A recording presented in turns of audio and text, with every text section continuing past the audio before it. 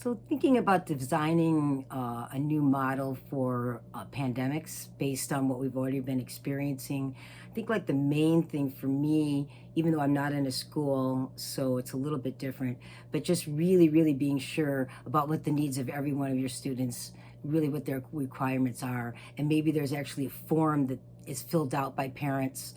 prior to anything happening again, like we're really prepared, like you're prepared for a hurricane or you're prepared for fire. Like there's certain things that you have to have ready and prepped. So like if you knew in the student's file, what their shelter and food needs were every day, if they didn't have that, how could you service that prior?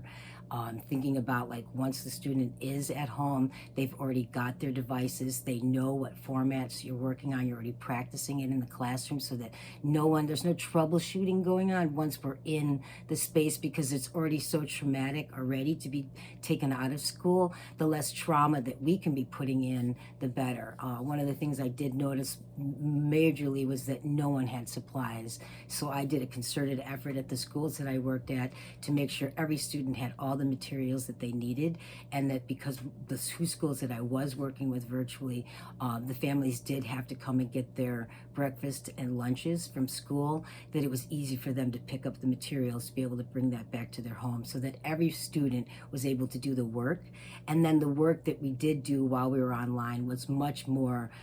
therapeutic and calming, totally working on their curriculum, but I really focused most on simple things like collaging and a lot of watercolor, because it kind of calms yourself, and students were able to be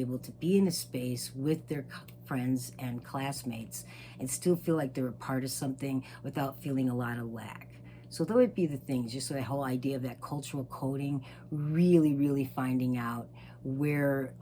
the students, especially the marginalized students, are within your system, so that you're prepared before anything ever happens again, and it doesn't have to feel so traumatic and so panicky for everybody. We can have more of an organized system going into it because we've been there already. So those are just a couple ideas that I guess I would throw out.